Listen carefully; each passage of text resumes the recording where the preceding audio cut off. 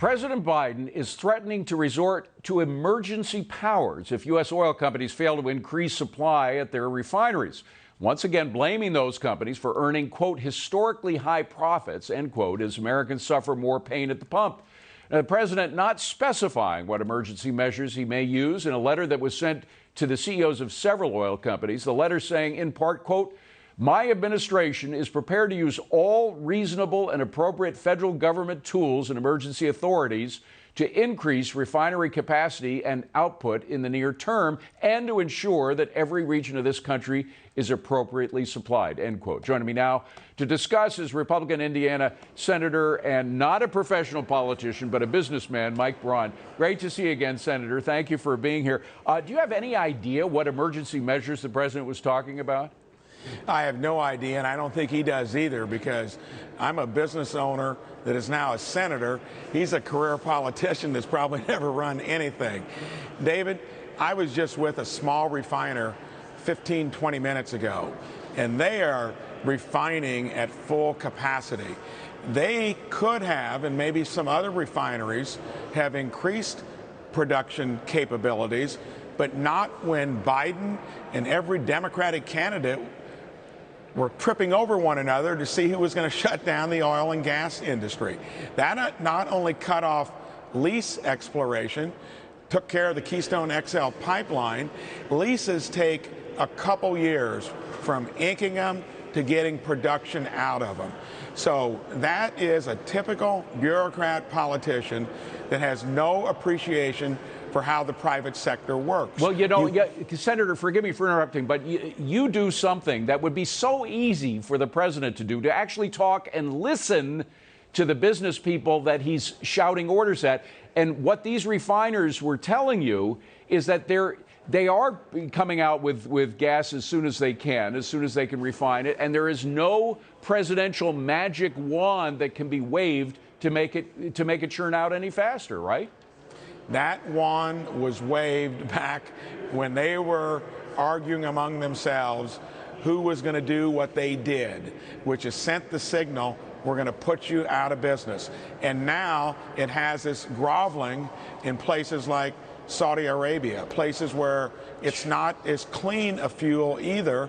And we were headed not only to energy independence, but with some room to spare. That has all now been turned around, and we're at max capacity. I'd love to hear particularly what he's talking about. I don't think he has a clue. Well, I suspect, again, you can only guess at this point, but I suspect that when we hear about price gouging and all these other charges that have no specifics, there's no evidence of those charges, but that he's talking about price caps, price controls, which have been tried before, have failed every time they've been tried. As I told you before, I used to cover Latin America. I saw price controls, and it always led, price controls, to shortages because companies won't produce at a loss. That's against their interest to produce at a loss, so they stop producing. So we're going to end up with these long gas lines like we had in the 70s if they have these price controls. The other sad thing we're going to get is I touch base with businesses across the country. They're starting to see first quarters, especially March and April, where the numbers are way off from what they would have been last year. So he's also putting us into stagflation to boot. I mean, we really have not had that literally since the Jimmy Carter days. And this is worse because we created it across the board with shutting down the economy, getting through COVID, incentivizing people to stay home and watch Netflix. Bingo. So we dumped in fiscal stimulus. The Fed bought all the debt. I mean, you don't need an econ degree to know why we're in the pickle. No. And then he has the brazen, doing of saying that, hey, we're going to get the Defense Department involved in trying to gin up production. That's craziness at its best. You know, maybe we're not even thinking low enough here, Senator. There have been some suggestions recently that beyond price controls and beyond windfall profits taxes that have always failed, there may be something even bigger that the socialists in the White House, and there are, I'm not saying that the president is a Marxist. Or, I mean, who knows what he thinks these days. But there are people in the White House that are pushing him in a direction that some of those socialists may want to nationalize the oil companies. I know that's something we only would see in places like Venezuela and stuff, but could that happen here? I don't think so. They definitely do not appreciate the productive side of the economy, where I came from, spent 37 years. They also think government should drive things. Well, the government's been in the driver's seat since Biden took over, and look at the mess we've got. Pre-COVID, the best economy we ever had. I think people have buyer's remorse, would love to get that back. The sad thing is, when it's this screwed up, it's not going to be an overnight solution.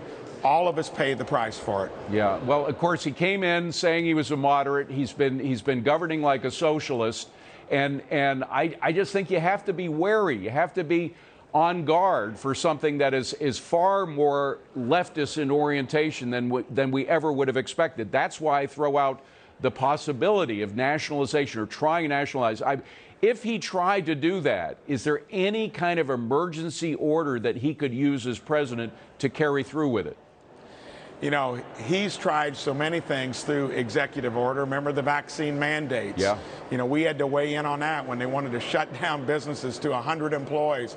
Either get a vaccine or lose your job. Supreme Court came in there.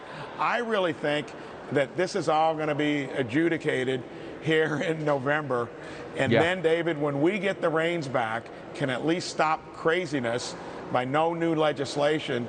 We need to build a plan to the American public on how we're going to get out of this mess, be for something, get back to what was working on the America First, where you were not dissing the productive side of the economy, you were letting it work. Right. As Larry Kudlow says, they want the product, but they hate production, and they hate the producers, which is crazy. I mean, that's, again, a career politician says that, not somebody from the business sector. Senator Braun, great to see you. Thank you for your common sense. Appreciate it. You bet. Another high